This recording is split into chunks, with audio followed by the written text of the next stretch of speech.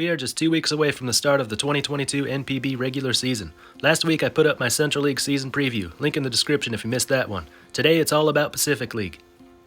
In 2021, the Orix Buffaloes won the Pacific League regular season and Climax Series, after finishing last in 2020. Before last season, the SoftBank Hawks had won the Pacific League Climax Series and the Japan Series 4 consecutive years. So now everyone's wondering if the Buffaloes can stay on top, or if the Hawks can rise to the top again, or if things get even crazier and another team takes over.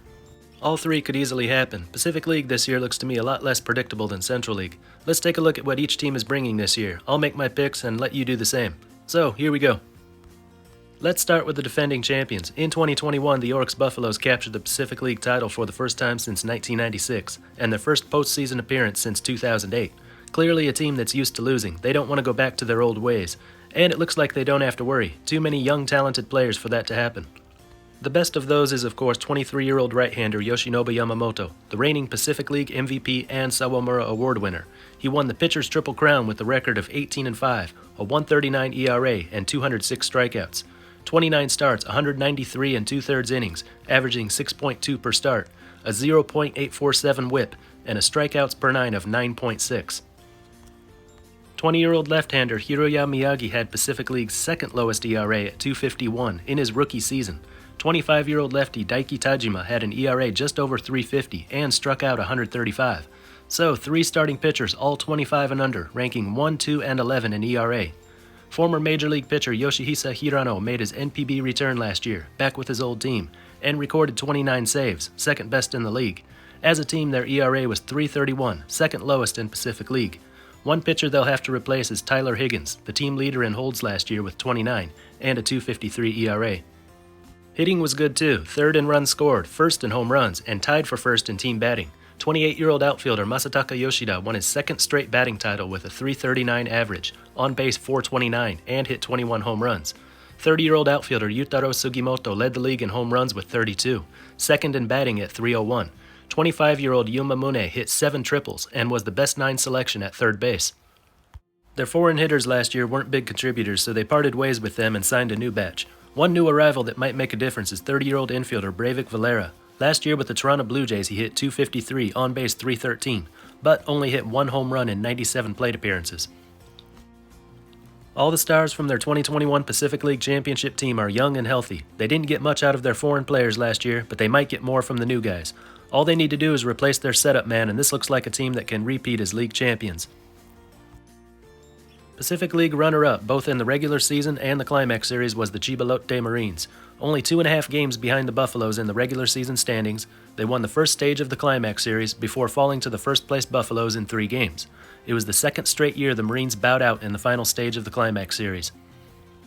They were the highest-scoring team in Pacific League, third in home runs, first in stolen bases. All the power came from the foreign hitters. 34-year-old first baseman Brandon Laird hit 29 homers. 34-year-old outfielder Leonis Martin hit 27. 36-year-old outfielder Takashi Ogino batted just under 300 and was part of a 3-way tie for the league lead in stolen bases, with 24. 29-year-old second baseman Shogo Nakamura had an on-base percentage close to 400 with 12 steals. He hasn't missed a game since the 2017 season. As for pitching, they had the second highest ERA, no dominant starting pitchers, but 25-year-old lefty Kazuya Ojima has the potential to be. He won 10 games with an ERA under 4. Another one that could be great is 20-year-old Roki Sasaki, who has yet to play a full season but looked really impressive in 11 starts last year. 35-year-old right-hander Manabu Mima was the team's ace in 2020, winning 10 games with a sub-4 ERA, but struggled last year. Not sure how well he'll be able to bounce back at his age. Another veteran right-hander, 33-year-old Ayuma Ishikawa, saw limited time last year, but was productive in his 12 starts. 31-year-old lefty Enni Romero joined the team at the end of the season and had a 1.54 ERA in 4 starts. The Marines rely more on their bullpen. Naoya Masada led the league and set a club record with 38 saves. Chihaya Sasaki had a 1.26 ERA in over 50 games with 26 holds. Yuki Karakawa had a 2.72 ERA and over 20 holds. They've got all the best hitters coming back from the league's highest scoring offense. The best relievers are back too. As for starting pitching, they'll have Sasaki and Romero for the whole season this time, and may see further improvement from Ojima. Hitting was already good, and pitching may be about to get a lot better. The third and final place in the postseason went to the Tohoku Rakuten Eagles, 5.5 behind the Buffaloes, 3 behind the Marines. They played tough in the first stage of the Climax Series, losing a walk-off to the Marines in Game 1 and earning a tie in Game 2.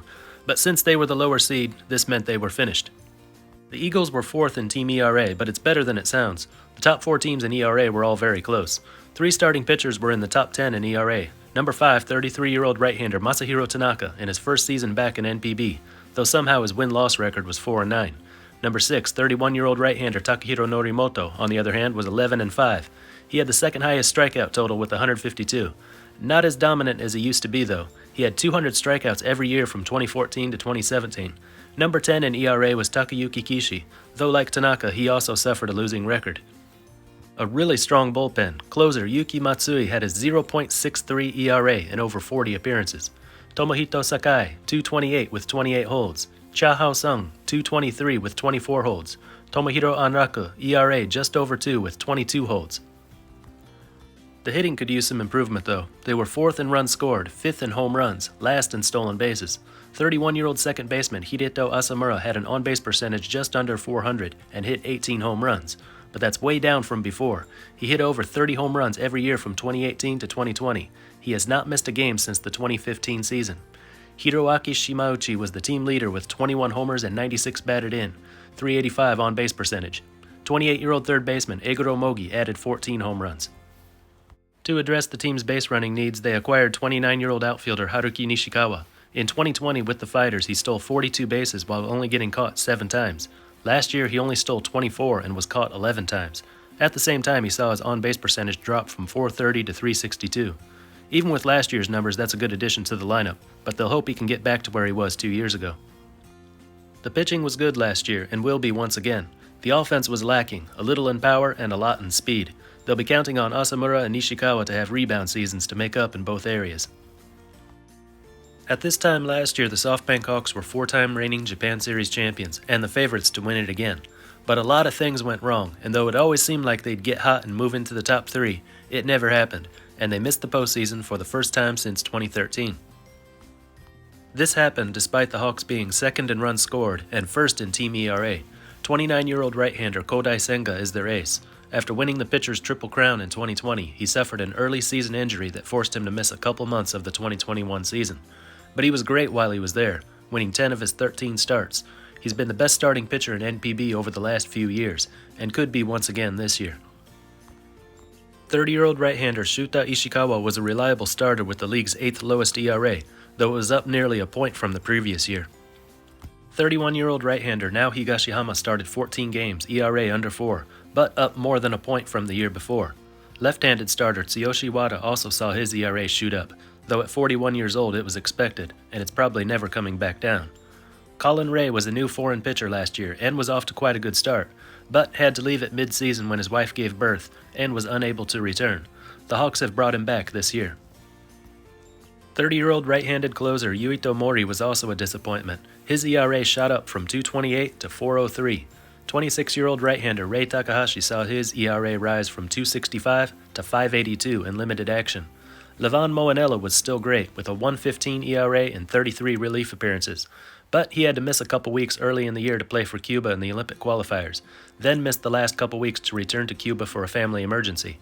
31-year-old right-hander Katsuki Matayoshi joins the Hawks bullpen this year, after posting a 1.28 ERA in 66 games for the Chunichi Dragons in 2021. Best hitter is 2-time MVP Yuki Yanagita. Last season he hit 28 homers and 36 doubles. 25-year-old outfielder Ryoya Kurihara hit 21 home runs. Taki Akai, one of the league's best catchers, hit 12 home runs. The hitting should get a boost this year with the signing of 32-year-old infielder Freddie Galvis. He split last season between the Phillies and Orioles, playing in over 100 games, batting .242 with 14 home runs.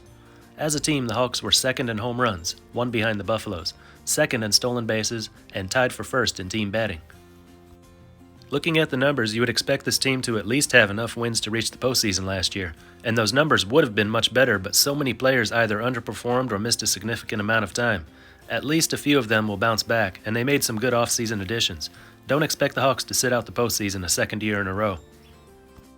The Hokkaido Nippon-Ham Fighters won the last couple games of the 2021 season to avoid the cellar, but after finishing 13 games under 500 and missing the postseason once again, the old manager Hideki Kuriyama decided to step down. In his place, the team hired Tsuyoshi Shinjo, an attention-grabbing former player and recent celebrity, who's sure to be entertaining, but that doesn't do much to put a winning product on the field. Their pitching was alright. They were in the top half of the league in team ERA. Naoyuki Uwasawa won 12 games with a sub-3 ERA. He's been one of their best pitchers for several years now. Rookie Hiromi Ito won 10 games with an ERA under 3. Uwasawa and Ito were 3rd and 4th respectively among the league's ERA leaders, and Takayuki Kato was reliable in the 25 starts he made. They have a decent closer in Toshihiro Sugiura, 28 saves, ERA under 3. Another reliever, Mizuki Hori, made 60 appearances and led the league with 39 holds. Brian Rodriguez is another reliable arm in the bullpen. John Gant could be a good addition to the pitching staff. Last year with the St. Louis Cardinals, he had a 3.42 ERA and 14 starts, 11 relief appearances, but then was shipped off to the Twins and didn't look so good in 14 games there. Hitting was the problem. They were by far the last team in runs scored, home runs, and team batting, averaging about 3 runs a game and 1 home run every 2 games. Their best hitter is DH Kensuke Kondo. He had the league's 3rd best on-base percentage, 1 year after leading the league in on-base percentage. Haruki Nishikawa tied for the league lead in stolen bases, but as I've already mentioned, he is now with the Eagles. 27-year-old infielder Renato Nunez might make an impact. Last year, in 55 plate appearances with the Detroit Tigers, he slugged .472, but batted under .200.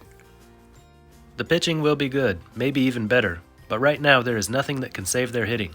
This is the last year the Fighters will play in the Sapporo Dome. Next year they move into a brand new venue. Any dream of holding one last climax series in the Dome is just a dream. For the first time since 1979, the Seibu Lions finished last in Pacific League. This is the same team that won the Pacific League regular season titles in 2018 and 2019. The hitting was not good. They ranked 5th in runs scored, 5th in team batting, 4th in home runs. A couple bright spots were 26-year-old catcher Tomiya Mori, 2nd in the league in batting with 32 doubles and 11 home runs, and 38-year-old third baseman Takeya Nakamura, who hit 18 home runs. Both players rebounded nicely from down years in 2020. 30-year-old first baseman Hotaka Yamakawa hit 24 home runs, matching the previous year's total, but it's nothing like he used to hit. In 2018 and 2019 combined, he hit 90 home runs. 29-year-old shortstop Sosuke Genda tied for the league lead with 24 stolen bases and has been the league's best 9 shortstop the past 4 years. While their hitting was bad, their pitching was even worse, ranking last in team ERA. 3 decent starters, Tatsuya Imai, Kona Takahashi, and Wataru Matsumoto. But their best weapon is 22-year-old right-handed closer Kaima Taira. He appeared in over 60 games, ERA under 1, and led the team in both saves and holds. In the season's first half, he set a new NPB record, going 39 consecutive mound appearances without surrendering a run. Also good out of the bullpen was 32-year-old lefty Shota Takekuma, ERA 176 and 46 relief appearances. 23-year-old right-hander Yoshinobu Mizukami spent much of the season in the minors, but looked good in his rookie season. One new addition that could help the pitching is 30-year-old lefty Dietrich Enns. Last year he made 9 appearances with the Tampa Bay Rays, 22 1/3 innings, ERA 2.82 with 25 strikeouts.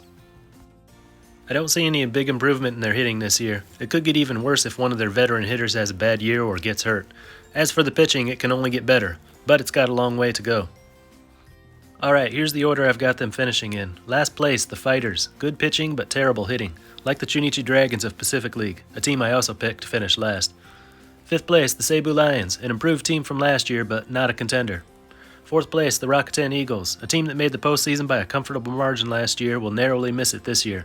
The pitching is good enough, and the addition of Nishikawa will help the offense, but any improvements made won't be enough to keep up with the top 3 teams.